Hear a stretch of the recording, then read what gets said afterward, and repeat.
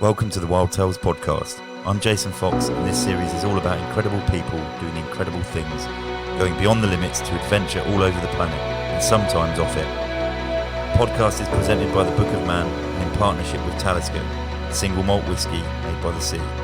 My guest today is Tim Peake, a man who has been where only 7 other Brits have ever been, into space. He was the first British-European Space Agency astronaut to have been a crew member on the International Space Station, where he caught the public imagination with his feats up there, including a spacewalk and him running a marathon on a treadmill. I speak to him about how he became an astronaut, what life is like in orbit, and his new book, Limitless. As usual, you've been asking me questions on Instagram for this episode. Because it's Christmas, I'll be sending out a Talisker sea salt with caramel gift pack to the person whose question I picked out. Anyway, here we go, and I really hope you enjoy this episode.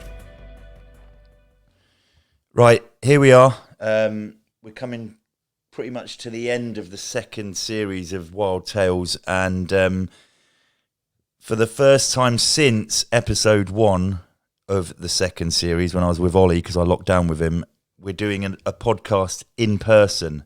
So I'm sat socially distanced, admittedly, but I am sat with our next guest, who is the legend that is Tim Peake. Hello. Thanks for coming along. I'm delighted to be here, and like you say, it's great to be in person, actually, after this year. It's really good. I know, yeah, it's crazy. I'm actually really nervous about this one, because obviously, you're globally well known for living in space. Actually, there is a link between ourselves, sort of, and that was 4 years ago, whilst you were on the ISS, I actually was rowing across the ocean, and whilst I was on that boat, before I went on that boat, I got a friend that works for Inmarsat. We went to him at Old Street, which is where they're based in London, and asked him if we could borrow or have a lend of some communications equipment. He said yes. We've got a couple of sat phones. We've got a BGAN terminal, which helps us link to the internet, and we also got a little tour of Inmarsat's main building, and it was on that tour that he mentioned that they also supply some of the comms kit for the ISS. And I said, wow, that is amazing, because when we're in the middle of the ocean, the closest person to us, ironically, isn't even on the planet, as you obviously orbited. And I think, if I remember rightly, you put a tweet out to us. I did. I certainly did. I was following that. An amazing achievement. Yeah. But it's weird, isn't it, that somebody in space and somebody in the middle of the ocean are the two closest people together. It very nearly blew our minds, because we were all quite simpletons on that boat, obviously, because to say yes to row across the ocean is pretty mental anyway. But it was awesome. Anyway, without banging on too much about what I've done, it's all about you today, obviously. How's lockdown been for you? Because obviously you're a very busy person, but also I'm aware that you're used to being confined. Yeah, actually, lockdown in a selfish way has been brilliant in terms of spending time with the family, which is something that I haven't had much of over the last sort of 10 years.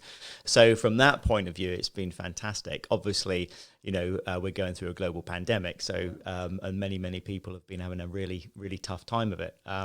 But dealing with isolation as well is pretty easy, as you'll know from lots of your training. When you get trained to deal with specific circumstances, you tend to be able to do it quite well. Yeah. And we focus a huge amount on dealing with living in isolation and living in confined spaces with a few people who you really have to get along with. So implementing things like structure and routine to give you some stability, so that everyone knows what they're doing. These are things I started to introduce during lockdown with the family. Yeah. They might not have appreciated it at the beginning, but actually they came round to realizing that if you're going to be living together in a confined space, you've got to all know, what you're doing at what time, and give everybody the space that they need. Yeah, it's important to have those boundaries, because people have always been talking about it quite a lot recently. What's your advice? And it's not rocket science. It's actually mega simple, isn't it? It's about those boundaries and rules in those tight spaces, and giving people a bit of respect as well, I suppose. Yeah, absolutely. And I think that there's nothing worse than feeling out of control, and if you can take control over as many elements of your life as you can, then that helps you to feel like you've got some stability and you've got some direction. And so we would do this on the space station. We would have an input into the schedule. We'd be able to choose when we would do certain activities, and it kind of empowers you to think you've got some control over your life in an otherwise really unpredictable situation. Yeah, mega interesting. However, we're not going to jump the gun. I don't want to get to the space bit quite yet, because obviously the way we go through this is it's in order, sort of. I mean, I'm here as well, which means there's not a lot of order, but we tried to do it in order, and that means going back to the beginning. What were you like as a boy? Was space something that you inspired you? It to a degree, yes, yeah, to a degree, but to the same level, I think that most young boys and girls are inspired by space. They look up to the stars, and you might have a few Lego games or something that have got rockets and spaceships, and you put things on your wall. But I wasn't one of the people, the children who kind of think that's it. One day I'm going to space and I'm going to channel all of my energy into that. For me, I would watch the Mir space station being built, watch the shuttle launches, and that found it fascinating. But it was kind of detached. It was something the Americans and the Russians did, and we didn't do that in the UK. We sat and watched it happen, and we couldn't see, there wasn't a pathway to follow. So my passion became flying, and I think I was really fortunate to find that early on, because lots of people struggle to find out what it is that they want to do until much later in life. But I knew from early teenage years that flying was it, and I was able to focus all my energies towards that.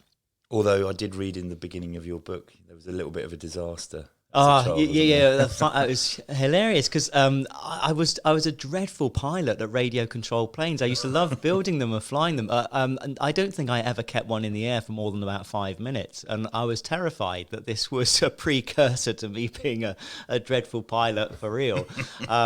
So I seemed to lack a lot of spatial awareness when I was trying to control an aircraft, up in the sky. But thankfully, when I got behind the controls myself, I found it a lot easier. Cool. So, where did you go to? You were down in Chichester, is that right? Yes, yeah. I grew up in Chichester, Westbourne, a small village. And really ordinary childhood. Middle class family. Grew up in a small village. Went to a state school. And loved cadets. Actually, that's where I kind of bounced around. Couldn't find what it was I wanted to do as a sport or hobby. From all sorts of things. And then when I was 13, I was allowed to join the cadet force. And that was it. I was sold. I thought, was that the Air Cadets? It was combined cadet force, okay, yeah. And I went into the army section just because I felt more comfortable in the army section. But strangely enough, I love flying. So every weekend I'd go to the Air Force leader and just say, "Do you mind if I hop along and jump in a glider or jump in a chipmunk?" So I was trying to kind of getting the best of both worlds. So when you're in the cadets, then obviously the combined cadets, it involves everything.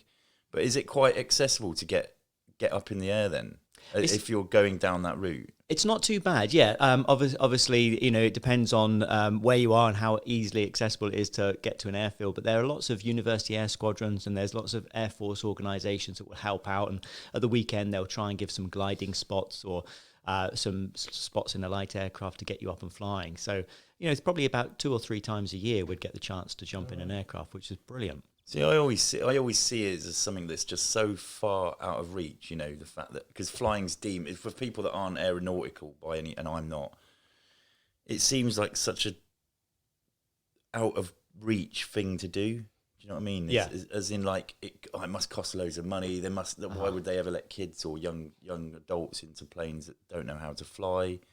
But yeah, yes. It is. To do it privately, it's expensive, and yes, you're absolutely right. You need to have the resources to be able to do it. I think that's why the cadets is so good, because it gives you the opportunity to go and try it to find out if it's something you like or not. I loved it, and I was very lucky that I went down the military route. So of course, it's all paid for, isn't it? When you're going to go and fly helicopters for the army. And I was lucky enough at 17 to get a flying scholarship from the Air Force, which was 30 hours in a Cessna 150. And I was off at Compton Abbas Airfield down in Dorset, and we were flying those things around. So, I was flying before I had my driving license, and that was just fantastic fun. That is mental, if I'm honest, to be fair. But so what when did you actually then join the military? Was it? Did you do university? Or? I didn't. I kind of. I didn't have good A-level results. I was, which is surprised me as much as anybody else. And I'd had a place. I'd wanted to go into the Army Air Corps. I'd been to see them. I'd been on their familiarization visit, and they'd offered me a place at Sandhurst. But I was only 17 at the time, and they said, look, go out, do something, get some life experience, and come to us at 19 years old. So I had that, knowing that I was going off to Sandhurst, I kind of took my eye off the ball, really, to be honest, with the exams, and scraped a C, D, and an E at maths, physics, and chemistry, and then went to work in a pub to go and get some money to go on a trip to Alaska, which was what I wanted to do, to go and broaden my horizons. Which was fantastic. I wouldn't change any of it for the world. So I didn't end up getting a degree until the grand old age of 33, when I finally went back to school and decided to polish up the maths. And I was working as a test pilot at that time, so you needed to have higher academic levels. So I think when I go around and speak to school children and students today, I think it's not a bad message to say, look, you can always catch up. You can always go back and revisit your education. Sometimes you're just not interested in it at that stage of the game, are you? Even though it's probably one of the most important things. Like I wasn't academic, and now I'm I'm not now either, but I like to think that I could probably polish up. I don't know. No, absolutely. I think you're right. It's when you've got something to focus on. And for me, I mean, when I was as a test pilot, focusing on the academics was just natural, because I needed to know how stuff worked. How did aircraft fly? What made them stable? What caused them to be unstable? And that was all maths. So I really had to knuckle down. I had to go to evening school, get a tutor, and say, look, I need to get up to degree level mathematics in a short space of time. So I thankfully did. Why did you choose, so obviously all three branches of the military, the British, the MOD, the British military, British forces, have pilots or aviators, depending on which one you choose. But why the sway towards the army? It was a really basic choice, actually, because or a basic way of thinking, I guess. I wanted to fly helicopters. I can't give you an answer why over fast jets. I just did. For me, I was passionate about helicopters, loved what they did and the way they flew, more so than fast jets. And the Air Force attitude was join the Air Force, become a fast jet pilot. Yeah. If you don't make it, you can fly heavy transport, Charlie 130, or you go helicopters. Yeah. And I thought, actually, I want to join as a helicopter pilot. I don't want to be a failed fast jet pilot. And the Navy, I just didn't fancy spending so much time sea on water. And the role of the Army Air Corps at the time, it was battlefield helicopters. And at the time, they had a bit of a rough nickname, Teeny Weeny Airways. They were flying Lynx and Gazelle, so they weren't too, potent or well respected amongst the rest of the army. But attack helicopter was coming. Yeah. And as I was going through my Army Air Corps selection, they were in the process of choosing whether it was going to be the Apache, the Bell Cobra, or the Roy Valk. And so I knew that the role of the Army Air Corps was about to get much more serious, and that really appealed to me.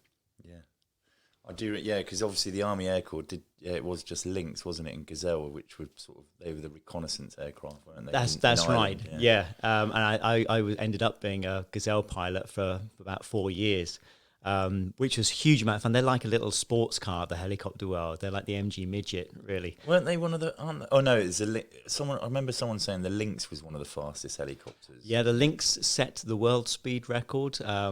They stripped it out, and they got that thing over 200 miles an hour, which is phenomenal. That's ridiculous. What year did you join? I joined in 91 at Sandhurst, so commissioned 92. Okay, so the attack helicopters coming in, you had your sights set on flying those as a living, as a career. How did that go? How was that journey in when you were in the Army Air Corps? Obviously they've got the stalwart helicopters that you've just mentioned, the Lynx and the Gazelle. I'm sure everyone wanted to then be an attack helicopter pilot. Yeah, so I mean, it took a while to get that into service. So when I first got my wings, that was on Gazelle, and the attack helicopter was being delayed. So I ended up flying Gazelles a lot longer. And then as they do, as an officer in the Army Air Corps, you're pushed quite quickly up the command chain, go and be an adjutant ops officer and, get the skills you need to compete to get promotion. And I was all about flying still. So thankfully, I was young enough to be able to say, look, I've got some time on my side. Can I go and be an instructor? And that would keep me in the cockpit. Yeah. So I went off and became a helicopter instructor. And then on the back of that, got a posting out to America with the 1st Cavalry Division. Yeah. And this was still before Apache had been introduced to the British Army, but I was going to be flying Apaches with the Americans. So I actually ended up, that was the first time I flew Apache, was over at Fort Rucker in Alabama, Mother Rucker, as they love to call it. and that was it. Never looked back. I was Apache for 10 years after that. So do you think, was that deliberate by you, or was it just the fact that you chose to do the instructor's job because you wanted to stay in the seat, and then because of that posting to the US, everything fell into place for you to then come back and still fly Apache or be in that?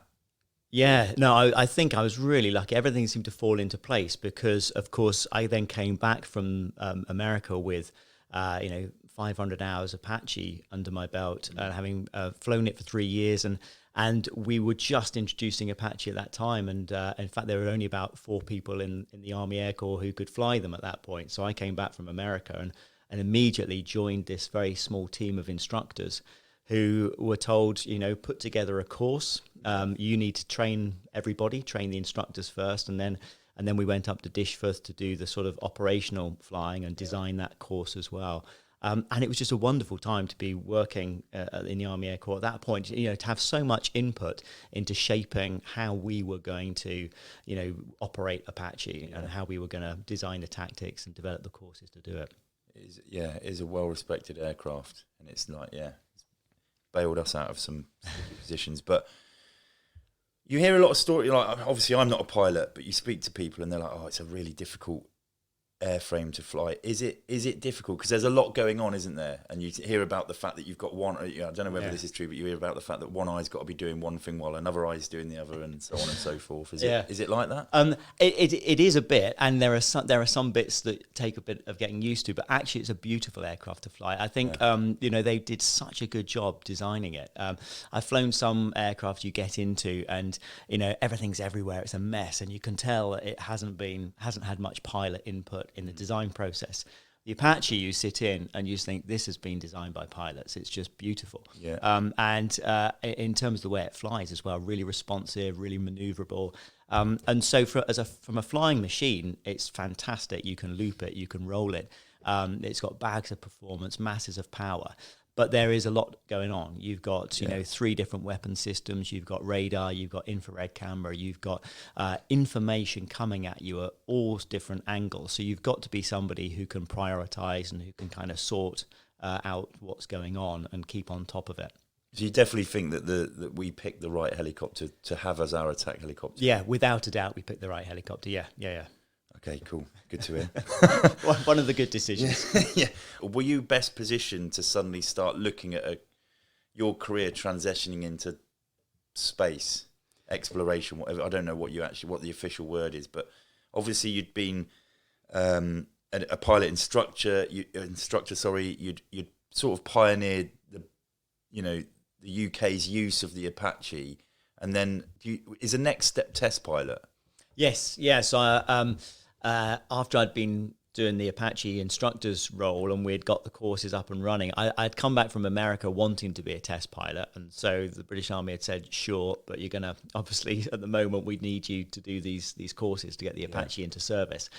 And then I went to Boscombe Down and passed the test pilot selection course and did that course for a year. And again, it was great actually, because I qualified as an Apache test pilot, or as a test pilot, just when the Apaches were going to Afghanistan. The first squadron was going out there.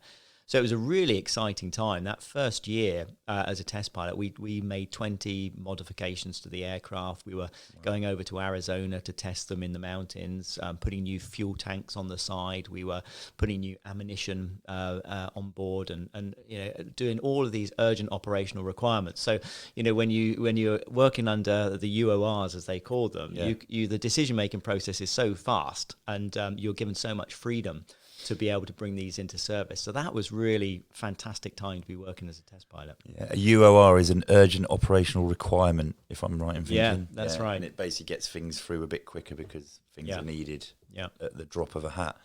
Test pilot ticked off in the bag. When did you start? When was it up on your radar? So space came on the radar. It started when I was a test pilot because just to get through the course, we have modules on space. We learn about, going beyond Mach 5 and how things operate at those kind of speeds, hypersonics. And we don't go into orbital dynamics or anything, but you start looking at the technology that the space agencies use just from an interest point of view. So it was kind of coming on my radar then. And in 2008, the European Space Agency just put out an online advert, said we're selecting a new bunch of astronauts, and anybody in any of the member states of the European Space Agency can apply, which was it took everybody by surprise, really. First, it just came out as an online application form. And secondly, that the UK was allowed to take part, because up until that point, the UK hadn't joined the human spaceflight program. And so, France would select their astronauts, Germany would select theirs, and Italy theirs, and then they would all go into the European Space Agency and become astronauts. And the UK, because we weren't part of the program, we were never allowed to do that. So in 2008, when ESA opened the doors up to everybody, it was, we had thousands of people in the UK apply. From all military? No, a wide variety of backgrounds. I mean, there was a fair sprinkling of military test pilots who applied, but there were doctors, dentists, scientists, school teachers, everybody, anyone who wanted to. It is mad. I love it. I'm a massive, I love space. I don't know anything about it. I love it. But I'm a big fan. There's a film called The Right Stuff. Have you seen it? Many times. Right, yeah, okay. I love it. So I love that. And it's obviously, that's about the final sort of selection process when NASA was selecting, people to go into space. What was it? It's like a casting, I suppose, for a TV show or something, where there's all these people that the experts have got to whittle down. How, what was it first just an online application, and then that got whittled down, and then you meet someone, and then you're into the interview? It is, process? yeah. I mean, it's a year-long process, and you're right, they just whittle it down at every stage. And the application form was really important, actually, because that's when it went from over 8,000 to just 1,000. So, they wanted to make sure you had the right qualifications. And you had to pass a Class 2 aviation medical just to show that you had basic levels of medical health. Yeah. And then they did a really tough testing day where it was just in front of computers all day long, and it was the hard skills. They were looking at concentration, memory retention, spatial awareness, a bit of maths and engineering in there. And that was where they just wanted to grill you and find out, can you do certain tasks? Yeah. And after that, it was all about soft skills, really. It was all about the communication, teamwork, psychological profiling, making sure you're the right kind of character and personality for the job. And then, as you mentioned the right stuff, you've got the ritual medical week to go through, which is... Is it like that? It's is it awful. like that? It's dreadful. It's invasive, and there's no stone left unturned, and you just leave your dignity at the door for the whole week. You spend most of that week either naked or having a needle stuck in you somewhere. But the whole point of that is to try and make sure that you're a low risk from a medical point of view. You're somebody who's hopefully not going to have a problem up in space, because ultimately there are only a few of you, and if one of you've got a problem, then you're in a lot of trouble. Yeah, absolutely, and nobody, they're not going to bring you back from the space station unless they absolutely have to. Yeah. So they don't, they want to make sure you're. It's an expensive commute. No doubt. Yeah. If anyone's not seen it, you should go and watch. You should watch The Right Stuff. It's a long film. It's about 3 hours long, but there is the bit where they're actually processing them, and the actors are actually quite funny in it. They do a good job, and it is very. I'm sure it's moved on. I'm sure it's quite archaic now to watch, but it's quite a funny bit, that selection process. When did you know that you were going to be the one? How long did that? Obviously, you said it the was a selection year. process takes a year. I when I got the phone call, I was expecting it to be the rejection call because we had the last interview with the boss himself, the director general, had been 3 weeks earlier. How many were left at this stage? There were 10 of us had gone through to that final interview. Did you all become mates? Was it all quite close? We didn't know each other really, or we weren't supposed to. So ESA got very secretive towards the end of the selection process, and they didn't want any of us talking to each other. So I'd only met 2 of them before throughout the selection process. The others I had no idea. And so I'd gone along, I'd had this interview, I'd done my best, but I knew politics was at play as well because the UK still wasn't contributing to the programme. Yeah. So I was thinking, well, are they really going to take a British astronaut when we're not paying into the programme? And there were Germans, there were French, there were Italians in that final 10. Yeah. It had been 3 weeks since this interview with the boss, and I'd seen on the website that they were going to announce the new astronauts on Wednesday morning in Paris, and this was Monday afternoon. So I was like, oh, well, congratulations to those who made it. It's not me. And then Monday night, about 7 o'clock, the phone rang, and it was a Paris phone number. So I thought, oh, at least they're bringing me up to tell me, sorry, you didn't make it. Yeah. And it was the Director General's number 2, and he said, would you like to join the astronaut corps? So I was pretty shocked at that point. So are they French, are they?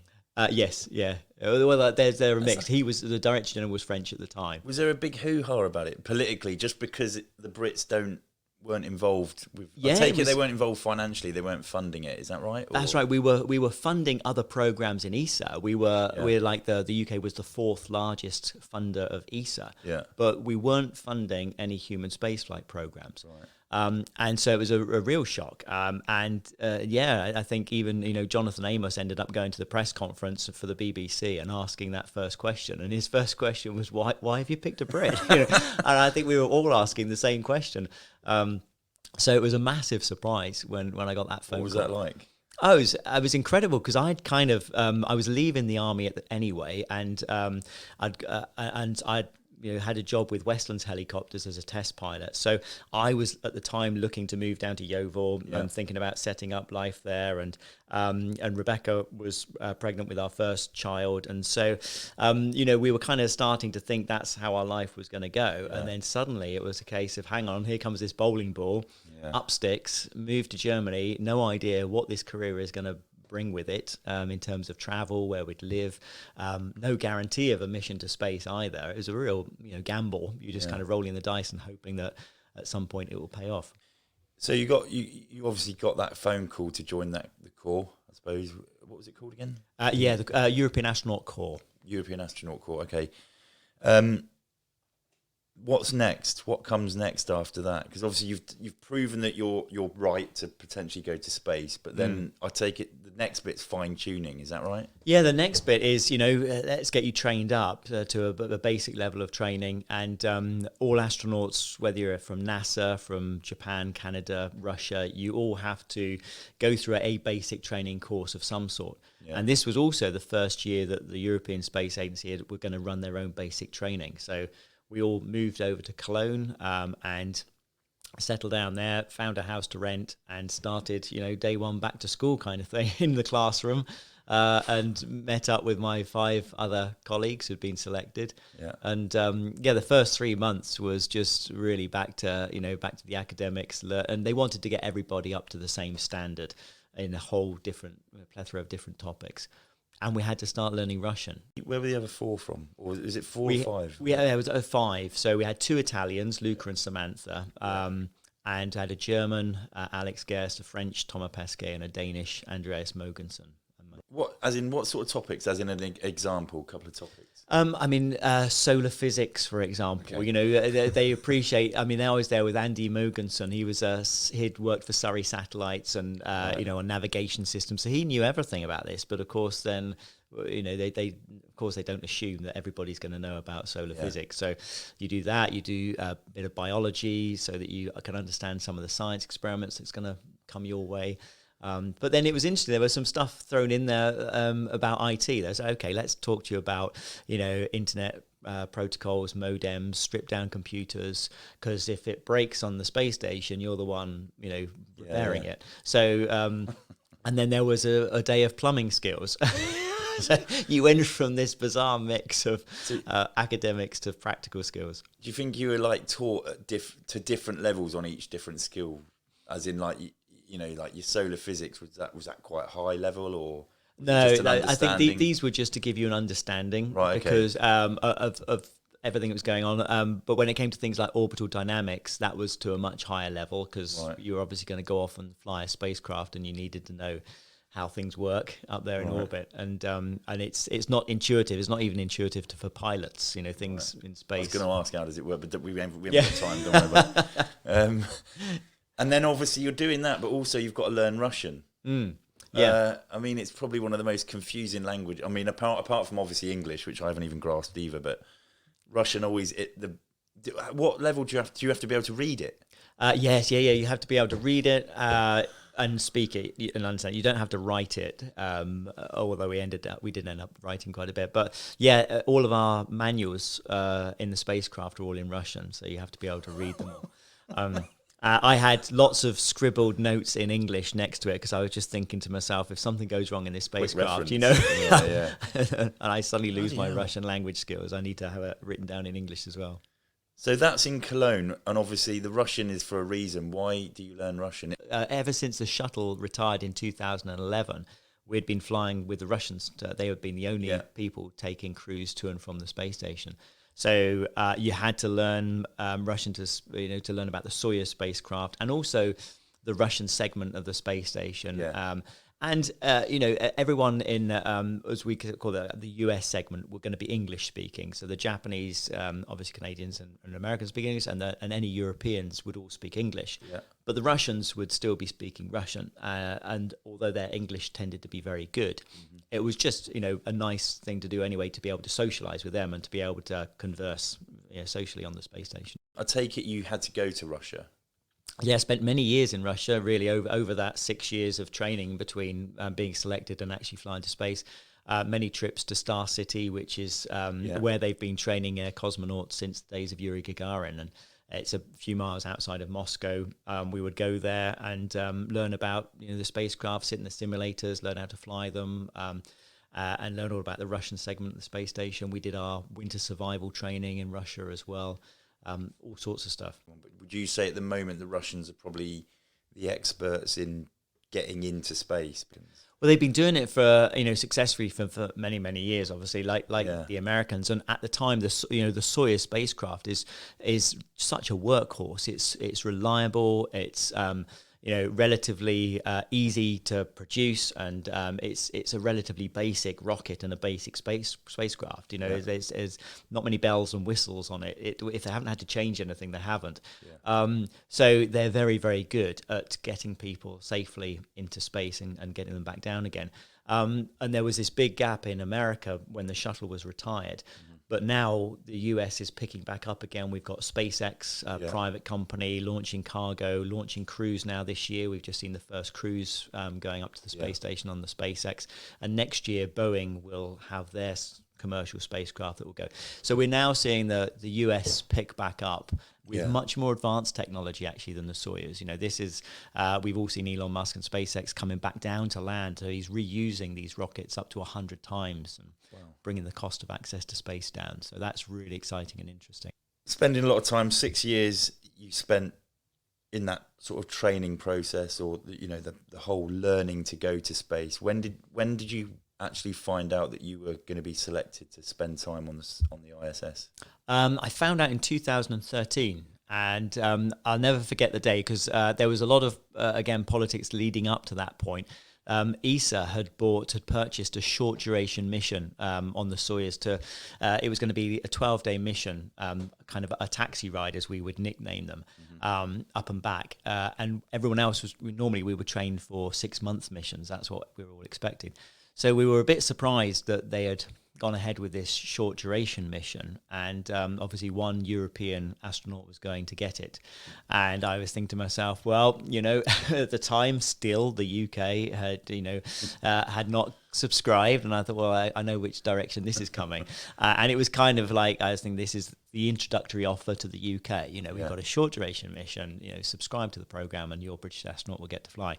And sure enough, the UK had subscribed at the last ministerial, so we were finally on board. So I got this phone call, and it's actually been a rare morning where I'd been back to the Army Air Corps and had a Apache sortie with my mates, and I only did that a couple of times when I was working with ESA just to keep the proficiency going. So I'd had a brilliant morning flying Apaches, and then came back, had this phone call thinking, okay, this is going to be, you got the short duration mission, and was told, no, you got the long duration, you're going for 6 months. So best day of my life, without a doubt. That is, I wonder, I don't even know what to say, because it's like you're actually going to go into space and live on the space station, sort of. It was a huge relief, because we'd invested so much, me personally, but also as a family. And, I'd closed the door effectively on my test pilot career, which had been my passion since being a boy. So it was I knew I was taking a big chance, and I knew that there was probably a 50-50 that it wouldn't pay off and I might never get to fly to space. So for me, getting that phone call was just, it was more emotional and more relief than getting the phone call to say that you've been selected as an astronaut, because that was the moment I thought, yes, you're actually going to get to do I'm getting a chance now to go. I just need to stay fit and healthy and hope nothing goes wrong. Because I suppose there's a lot of people that get that call to say, right, you're going to become, we're going to teach you to become an astronaut, but there's still a lot of people, I suppose, that don't get the opportunity to actually do it. Is that correct? Yeah, absolutely. I mean, we try and fly everybody who's selected. We try and get them through the system, but there are astronauts who are selected who never end up getting a mission for one reason or another. So you're aware that there's that risk, there's that chance. How long was it from that call then? We're sort of moving through this by phone calls until the day. I don't want to talk about the launch yet. Until that day. Well, that's like a conveyor belt that starts. Then it's a 2.5 year process of training. It's a long process. It's a long process, a long process. So, and that, I mean, it would be shorter for a second mission, but when you're a rookie astronaut, this is your first mission. You've got a lot to do. You've got to really refine those Soyuz spacecraft skills. You've got to learn how to spacewalk in the swimming pool and put on the suit and go and do all that training. You've got to learn about all the science experiments you're going to be doing and learn in huge detail about every aspect of the space station in case any of it breaks. So, and on top of that, all of those other skills, medical training, dentistry, even, it's endless. So this conveyor belt starts, but at least you're on it, and you're thinking, okay, we're really now working towards a date. I've got a date in the diary when it's going to see me sitting on top of a rocket. What was that date? Well, at the time, that was mid-November, about the 14th of November. Right. Ended up slipping a bit. I ended up launching on the 15th of December. Right. What was that due to? Was that weather? Or? No, we had in the year before I launched, we had a number of problems. We had a Cygnus spacecraft, a cargo spacecraft, blew up on the launch pad. Yeah. And a few months after that, a SpaceX cargo vehicle blew up on its way to the space station, and a Progress went out of control. It got launched into orbit, but it didn't go successfully. So the Progress ended up re-entering the atmosphere, burning up, being destroyed. And the problem about that one was that the Soyuz rocket that carried that cargo vehicle was the same rocket that the crew fly on. Right. So that delayed everything, because they said, okay, we need to really understand this problem. Why has that failed? Okay. So that pushed everything back a bit. So the day comes out. I mean, what was it like? There must have been anxiety. Yes, yeah, there is. I mean, it's a big day, but honestly, by that point, you'll probably appreciate now, having told those stories. By that point, you're just thinking, I just want to go. I just need to get to space now. Come on. So it's you've seen things go wrong. You know that there's a risk. Things might go wrong in launch, but that's not the overriding emotion. You put that to one side. You've done everything you can. You've done all the training. You know what to do if something goes wrong. So launch day is a case of just saying goodbye to friends and family, and then that's it. Your focus, mental focus. How emotional was that? That was hugely emotional. Yeah. and it's very public as well. You know, it's just at the time when you want to have a few private moments. Yeah. The cameras are on you, everybody's watching. You know, my kids were 7 and 4 at the time, so they're not really fully understanding exactly what's going on, and you know, what does 6 months in space mean. And you're just trying to say your goodbyes to them, and that's really tough, really, really hard. While the world is watching. While the world's watching, yeah, really hard to do. Yeah. What was the? Come on, then talk about the launch. Like this is a bit I'm all excited about. What is it like? What's the feeling? The exhilaration, the noise, the launch is incredible, and you know, actually, once I'd said those goodbyes, it was such a relief again to be able to just mentally focus and switch onto what lay ahead. And so, the first thing about launch, you know, when you're taking the elevator ride up the rocket, and you've seen this in the factory a couple of weeks before. But it's like nothing else, because now it's full of cryogenic fuel, and so all the moisture in the air is frozen on the outside of the rocket. So the rocket's white, looks pure white just because of frosting, and it's like a living, breathing animal. It's cryogenic fuel is boiling off. There's steam everywhere. So you approach this rocket, you know, with lights through the fog, and take this ride up there. Is it quite a volatile bit of a kit? Yeah, I mean, it's 300 tons of explosives, effectively. You know, you're sitting on something that is designed by design to be as explosive as possible when you mix that kerosene and liquid oxygen together. And then you take the ride up, and you crawl in through this in tiny space, strap yourself in. And then you've got a couple of hours just going through your checks and drills. Just sat there, yes. I mean, we're trying to focus on... No cups of tea beforehand, yeah. obviously. Yeah, you're just trying to focus on, everything that you need to do, making sure it's all working. But it's a long time to just be sat there, you know, wishing you could just hurry up and get on with it. Yeah, yeah.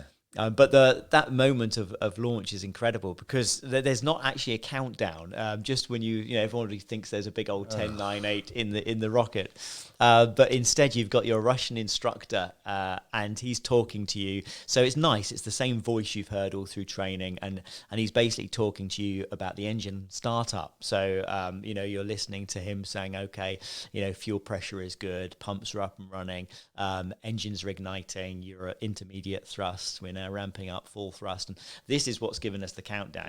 We know that when he says full thrust, we've got 5 seconds before leaving the pad, and the noise are just unbelievable. Even though we're wearing a communications cap, we've got a spacesuit on, we've got a helmet closed, and even through all that, the noise is unbelievable. And when it lifts off the pad, you just feel this building acceleration, lots and lots of vibration. And in some respects, I was glad I was in this, this Russian built thing, because they over-engineer everything. It's like their aircraft, they're built like tanks, because the level of vibration, you'd swear the thing was going to, rock itself to pieces and shatter itself. But and then the acceleration just builds up and up and up.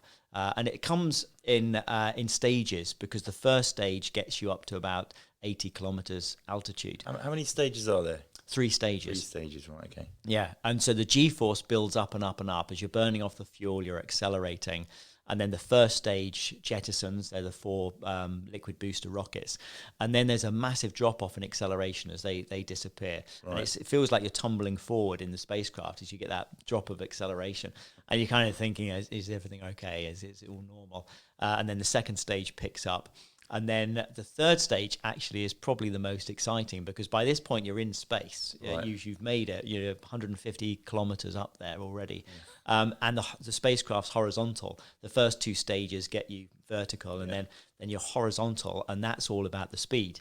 Because if the rocket fails at that point, you'll simply just fall back down to Earth on a kind of ballistic So is this trajectory. last bit to get you... This last bit gets past the point of... getting pulled back. Absolutely, yeah. Right. So, I mean, in orbit, you're constantly falling in orbit around the Earth, but the whole point is that you go so fast that you fall at exactly the same rate of curvature of the Earth. So as you fall, you're constantly falling, but you're always missing the Earth. But that's 25 times the speed of sound. That's the speed you have to get to be able to fall at that correct rate.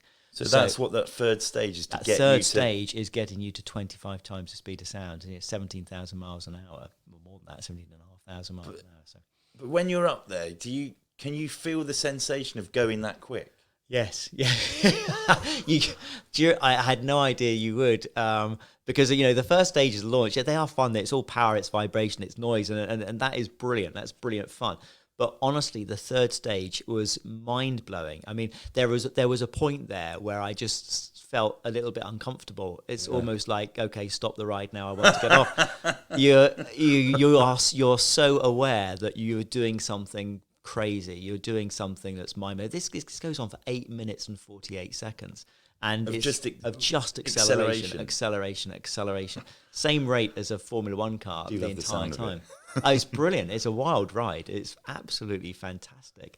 But that there is a point there when you just think, this is, okay, I didn't realize it was going to be quite this extreme. And is it being flown? Or is it predominantly on auto? It's on auto. Everything's automatic. If something goes wrong, we'll try and take kind of manual control. There's not really any control in a rocket. It's a case of just trying to manually control your re-entry back to Earth if something goes wrong. But no, pretty much once you light the blue touch paper, it's all does it itself. So then it's accelerated you to the point where you are essentially falling at the right speed not to hit Earth. That's what I now take as being in orbit is. Yeah. So does that mean you then detach from that third stage? Yes, so that's when the third stage, the engine cuts out, and that's a massive jolt, because at that point, you're almost at the highest acceleration. You're approaching kind of 4.5, 5G, and then it goes to 0G in a fraction of a second, and that's the point where everything just goes really quiet. And you separate from that stage, and that's when you've made it. So you've separated from that stage, but you're still moving quite quickly. Is that correct? Yeah, I mean, because you're now up in space, there's no air resistance, there's no friction, there's nothing to slow you down. So you will stay at that speed until for eternity. Until some other force acts on you. So you're not actually getting thrusted towards that speed. You're now at that speed. That's what happens. That's what's really weird. The weird thing then is to know you're going that fast, but you're floating. Everything's quiet. Everything feels really graceful and serene, and there's no engine. There's no noise from any. There's no vibration. There's nothing. Nothing happening. You're just tranquil. You're tranquil at 25 times the speed of sound. So next bit is obviously docking with the ISS. How was that? I mean, it didn't go well.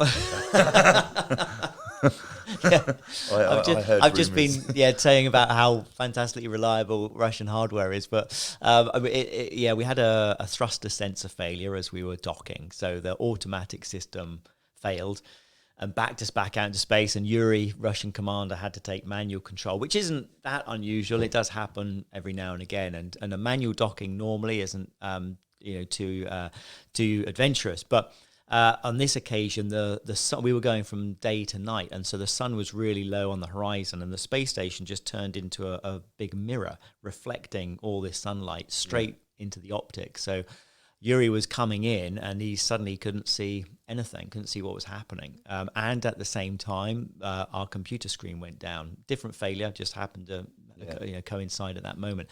So we were completely blind in the spacecraft, and Yuri had to kind of recognize that and back away. And subsequently, having watched that on the video, we came very close to a collision. We were yawed off. We were drifting back down the space station towards the solar panels, and it was a real nervous moment in the spacecraft. And thankfully, Yuri, backed it out, got control, and then brought it back in for a textbook docking. So we got there eventually. And there you are. You're home for the next 6 months. Yeah. What's it like? It's amazing, because I mean, when you get on board, the first feeling is just excitement to see your mates. Here's 3 crewmates who you last saw nearly a year ago.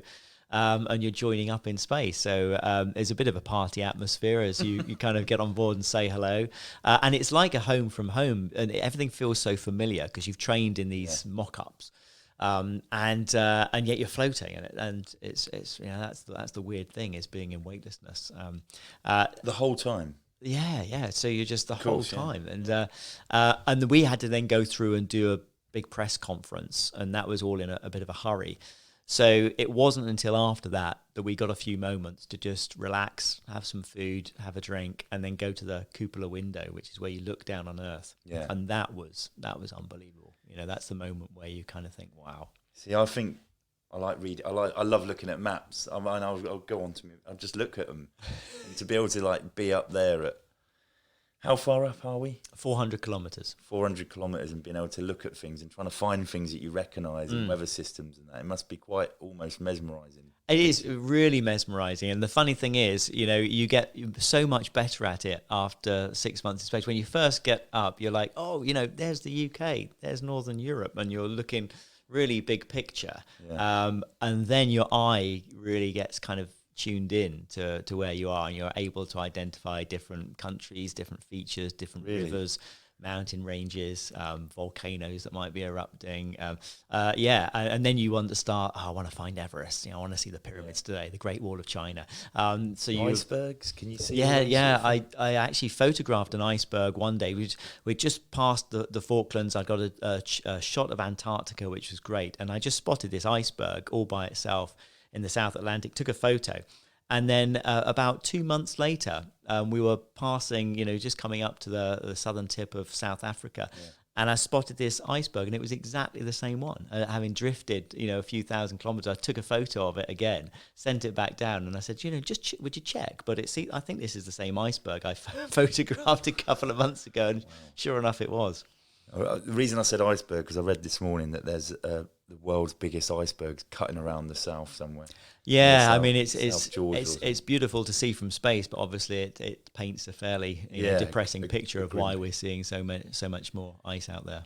What the routine on there? Were you busy every day for 6 months? I suppose. I mean, what else are you going to do? You are. I mean, there's varying degrees. They do try and drop the tempo a bit at the weekends, but we try and keep a Monday to Friday routine going. Again, it's all part of this, psychology of keeping good morale but you're, as you know yourself, when you're in an operation environment like that, you can't be 110% the entire time. You have to have moments where you just drop the tempo, recharge a bit. So, but often if a cargo vehicle comes up, for example, that's 3.5 tons that just needs unpacking and then repacking, and that's not on the schedule. That's all kind of, you do that in your free time, boys.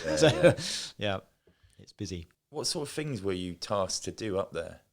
Mainly science. So the science program is constantly rotating. So it's not like we train for specific science experiments. We train to operate the space station as a laboratory. So we'll learn, okay, this is the bio lab, this is the fluid physics lab, this is the material science lab, and we can operate. And so the experiments come up, we install them, we run them, and we send the results back down.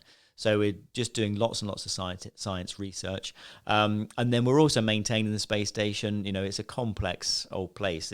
We're trying to get to a 100% closed life system. So we're trying to recycle all of our water. We're up to about 90% at the moment. We're trying to get better sustainability with solar energy and things. So we're constantly repairing that kind of thing, and we're bringing new technologies onto the space station. There might be spacewalks going on every now and again, cargo vehicle arriving, departing, crew changeovers. So it's a very busy place all around the science program.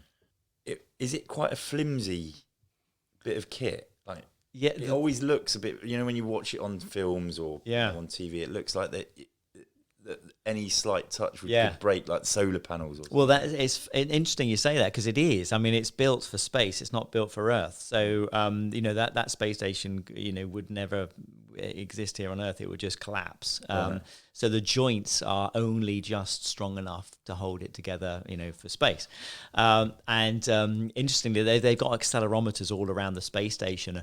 And at one point, they were really getting concerned because they noticed some really bad vibration levels and the bending stresses. The space station was kind of bending and going beyond what it was designed to tolerate.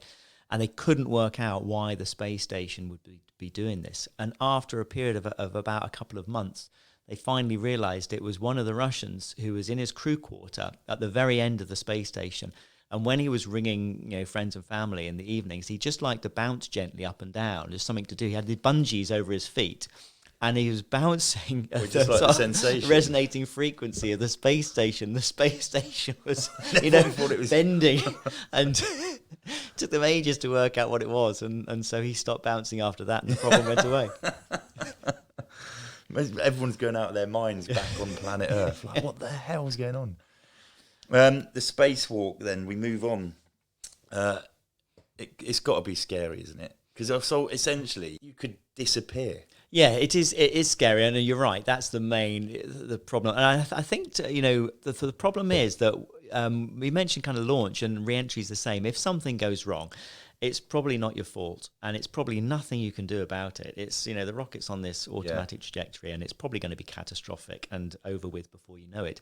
On a spacewalk, if something goes wrong, it's probably your fault. It's the scope for human error is huge. You're out there and you just cannot make a mistake. You cannot forget to tether yourself or to tether a tool or a toolbox or piece of equipment. So you just got to, for 6 hours, you've got to be absolutely on your game. So you leave there's an airlock, I take it, you leave that, you've got your tether. How long is it?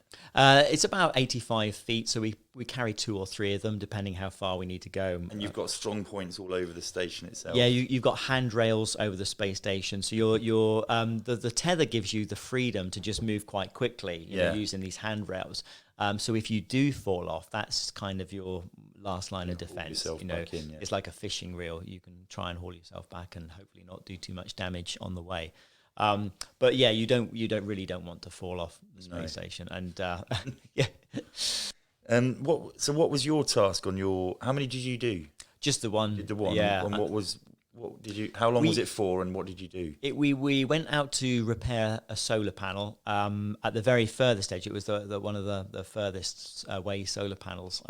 It was supposed to be about 7 hours, the spacewalk. But we got out there. We repaired the solar panel, no problems at all. So that, we got that done first of all, which was great. And we even got the message back from Mission Control. It's all been successful and everything. And we got on with the subsequent tasks. We were doing lots of rewiring, running cables the length of the space station, which is really challenging, because in a spacesuit, it all looks very graceful, but actually you're working really hard inside, with a pressurized suit. It's hard to bend fingers and bend elbows and things. And then Tim Copra called up at some point and said, I've got some water coming into my helmet. There's about a golf ball size globule of water. And which is not, in itself hugely dangerous. But a few years prior to that, Luca Parmitano, my Italian classmate, he had been in the same situation. And he said, I've got water coming in, and Mission Control thought it must be coming from your drink bag. Just drink your drink bag and it'll stop leaking. Yeah. And he did, and it wasn't. It was more water coming in, and he ended up with 1.5 litres worth of water. And something had broken that nobody thought could possibly break. And it was the water from the cooling system, which there is a lot of water, was being injected into the ventilation system. And actually ended up being a kind of near drowning incident, and closest we've come to losing a crew member on the space station. So when Tim Copra called up, we knew, okay, it could be the same problem. We need to get him back in a hurry. So we had to abort the spacewalk at that point and start getting him inside. On those spacewalks, is there any sort of like feelings, like vertigo or a sense of where you are? If I know you're probably really busy, so you're like focused, but was there ever a time when you had an opportunity just to look around and be like, wow? Yeah. Oh, yeah. I mean, when we gone out to do the solar panel, we were 10 minutes ahead of schedule, and Tim and I tried to get out there as quick as we could to get set up. But the bit that had broken was like a circuit breaker, and so nothing was controlling the flow of electricity until the sun went down. So the only way we could get to work was literally to wait till we were in darkness and know it was safe to go and touch these components. So Mission Control said, just hang out 10 minutes until the sunset and enjoy the view. So we just clipped on and pushed ourselves away on these short tethers and just floated there in space. And watch the sun go down. And it's a real dichotomy, because on the one hand, you feel, the feeling of danger is palpable out there, because you just know you're in such an exposed situation, and you're in a vacuum, and you're a long, long way from that airlock. You're not getting back to the airlock in a hurry, so you just... Quite lonely. Do you feel alone? You do. You feel incredibly isolated, incredibly remote, but it's really calm and serene, and it's not like free fall parachuting where I never got to the point in parachuting where I felt, I didn't get an adrenaline buzz. I don't know if you did, but I always got the adrenaline buzz. I did as well. Yeah. but on a spacewalk, it was really relaxing. It's just like, wow, this is incredible. You're just floating there, looking down on Earth. But you are doing 17,000 miles an hour. But in a purely peaceful, serene environment, and feeling like an imposter, just feeling like we shouldn't be here. This is weird. This is not something that our brain was designed to comprehend. Were you able to do, what's the exercise routine like on the ISS? Yeah, we exercise about 2 hours a day, and it's all geared towards trying to maintain cardio fitness because your heart muscle will shrink. So we go on the bike. The bike gets the cardio levels up. We've got a device called ARED, which can exercise major muscle groups. It's a bit like a multi-gym, just uses vacuum cylinders. So we're working against a vacuum cylinder to give us the resistance training. And we've got a running machine. So a mixture of those devices. It's obviously really important as well. It is important so that you feel okay when you come back to Earth. It's not actually important to exercise in space to live in space. Yeah. In fact, you should just let the body do what it wants to do because it's doing a brilliant job. It's turning itself into this fantastic, being designed for space. Yeah. And it never ceases to amaze me how good our body is at adapting quickly to new situations. So it's not like being in that environment. It's not going to kill you. You don't need to do exercise to stay alive or anything like that. No, not at all. It would be a pretty cruel experiment, but it would be fun to see what happens to the human body if you don't do any exercise, because actually you would become perfectly suited for space. The problem is, as soon as you come back into a gravity environment, it'd be really painful. Your heart wouldn't be able to pump enough blood around your body. Your bones would be brittle and it would risk fracturing. And all these problems. So the body would adapt so quickly to being in space, but it would essentially just ruin it for coming back to planet Earth. Yeah. In the early days, we had some cosmonauts coming back with 20% bone loss after relatively short period in space. So it's amazing how quickly your body adapts.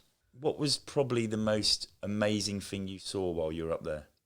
I think the most spectacular thing is to see the aurora, because I'd never seen that from Earth before. Yeah. And I know it can be absolutely stunning when people do see it from Earth, but to see it from space, you just see the entire, polar cap, North Pole, South Pole, covered in this beautiful, beautiful shimmering green. So you can and see it from red above light. then? Oh, it's so intense. It's incredible. It's amazing. It looks like the whole planet's on fire with this green, orange, reddish firework.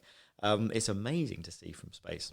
I have actually seen it in Norway as a young lad when I was in the Marines, and it was amazing. We used to spend hours just watching this weird, shimmery, almost spectral glow happen. But I didn't realise you could see it from space, because I thought it was a thing where you had to be in the atmosphere, blah blah blah. Yeah, no, it's amazing to look down on it, and I think it just makes you realise, the planet is so alive, and when you see the planet against that backdrop of the universe, and it just puts it into perspective. And I think here on Earth we lose track of that, and we're becoming ever more distant to our heritage and the fact that we're animals and we're part of nature. Yeah. We've got so much technology going around us, and we look up and we see a nice blue sky if it's a nice day. And from space, it's not warm and cozy in space. It's intimidatingly hostile and black. And I think it just makes you appreciate that actually this is, our planet is doing a great job at looking after us. Our life raft. Yeah, it is our life raft. Yeah.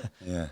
I mean, you obviously saw huge weather systems, ones that were probably famous on the news for wrecking havoc on planet Earth. But just an amazing. I can't get my head around it, to be honest with you. I find it totally fascinating. You have to come back to Earth. You're obviously looking forward to coming back because of family and that. When you come away from the space station, I take it's in the same craft that you arrived in. Is there an element of missing that place as soon as you leave? So there's lots of places I've been that I always can't wait to go home, and then I always look back with nostalgia on it and be like, oh, I sort of miss that place. space. Yeah. Is there an element of that? Completely, absolutely. And what was really strange, I was up there when Scott Kelly and Misha Kornienko were doing their year-long stay in space. So we arrived at their kind of 8-month point, and on the day that they were going back, we had to go and grab Scott Kelly and physically kind of pull him into the Soyuz spacecraft and say, "You're going home," you know.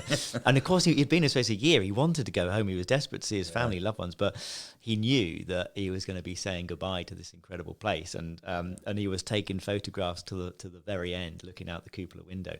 So you leave the space station with a huge sense of nostalgia. And also, it's like going from an ocean liner into a tiny life raft. You crawl into your Soyuz spacecraft, and you know that is your lifeboat. It's there. Yeah. You go back in the same spacecraft. If anything happens, if there's an emergency, that's your escape vehicle. So you crawl into this tiny Soyuz spacecraft again, and the moment you undock, you just feel so vulnerable. You're in this tiny little spacecraft with much more reduced systems if something goes wrong. So just quickly, there's enough room for 2 of these Soyuz to dock, is that right? Because obviously one's delivering and taking away, and we can dock 4 or 5 Soyuz, and that's just at the Russian end, and then the US end you can dock another 4 or 5 visiting vehicles. So the space station can be a really busy place. Wow. When we were up there at one point, we had a Dragon cargo vehicle, a Cygnus cargo vehicle, 2 Soyuz, and a Progress vehicle. And it's sometimes like Piccadilly Circus with spacecraft coming and going. It can be busy. What was re-entry like? How is that as exhilarating as the launch? Yeah, re-entry is a lot of fun. I mean, re-entry is the roller coaster bit. So anybody who likes roller coasters, that's. Do you feel that? You feel the yeah, sensation? You do. It's interesting because the first orbit, once you've undocked, the first orbit's very quiet, not much happens. And then everything happens on the second orbit. And about half the way around the planet from where you want to land, you put the brakes on. So you turn the spacecraft around and you burn the engine in the direction of travel. Because that's how you come back to Earth, is you have to slow down. If you don't slow down, you're never coming home. So that's a big moment when you kind of press the button to ignite the engine, that it's going to all work and ignite. And then that burn has to be to the second accurate, because if you burn it too long, you'll slow down too much, you'll come in too steep and burn up. And if you don't burn it long enough, you'll just kind of go through the upper atmosphere and back out into space again. So that burn, once it's done, you know that you're on this trajectory that's going to bring you back to your landing point. And then the spacecraft separates into 3 bits, blows itself apart, pyrotechnic bolts, so that's all very dynamic and loud. And then it's basically tumbling out of control. You're just falling, waiting for the atmosphere to pick you up. And it's crazy looking out the window at that point, because you just see the Earth going over and over as you're tumbling kind of head over heels. And then it slows down, and gently it rights itself heat shield first. And that's when you know that the atmosphere is starting to pick you up. And then the G-forces start. You start feeling this gentle push in your back. And it's not aggressive or violent at first. It is just like somebody pushing you. Yeah. And then it builds up quite quickly. So you'll see 1G, 2G, 3G, 4G. And that's quite hard after 6 months in weightlessness to have all this pressure. And it gets very hot. You're wrapped in a ball of plasma, 1700 Celsius outside. And everything is, you're dripping with sweat inside your spacesuit, and really, really quite punishing during that part. And then the parachutes open, and when the parachutes open, that's the crazy bit. That's when the spacecraft is just all over the place. You're still going just over the speed of sound when the braking chutes come out. But it's a lot of fun. I've looked back at the GoPro video that I had on the whole time, and I'm just grinning from ear to ear. It's like a really wild roller coaster ride. What's your biggest takeaway from that experience? Yeah, it does. It's the fragility of Earth, and I kind of say that in actually I should say the fragility of our species. I think because when you see the planet from space, you just realise how precarious we are and how tiny our atmosphere is. Tiny. It's thin. It's minuscule. We're actually as a species we're much more fragile. I think the Earth will survive what we throw at it. It'll wipe us out, and then life will start again.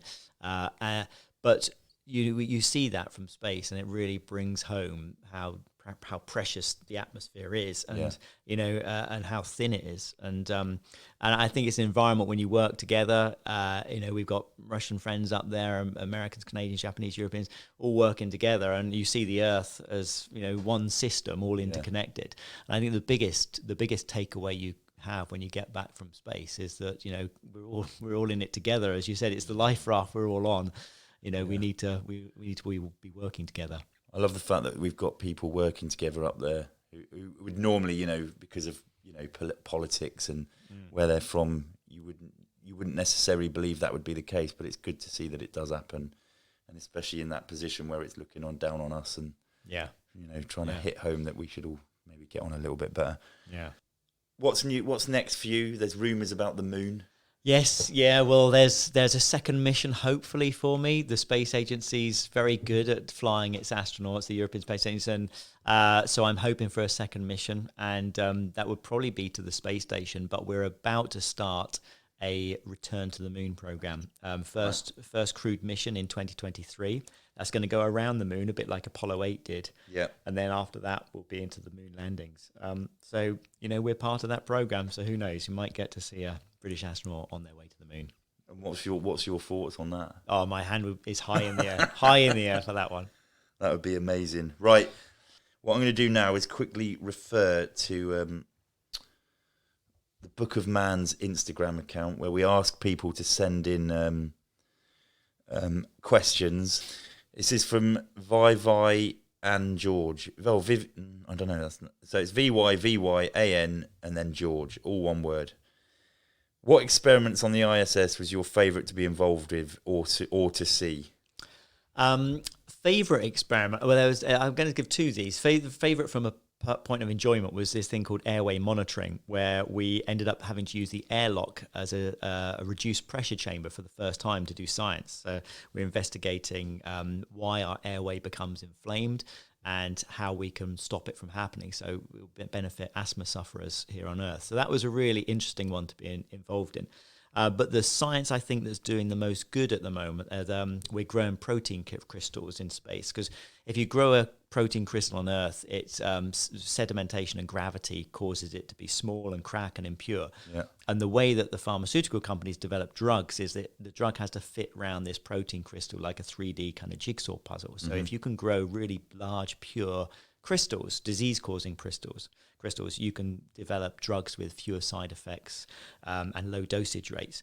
So we've got Huntington's, Parkinson's disease, motor neuron disease. We're growing those kind of crystals in space and then bringing them back down to Earth, where the pharma companies now can create much, much better drugs. I think there's a lot more we can be doing with that in space. I think that's really exciting research. Awesome. Tim, before you go, your book Limitless is out.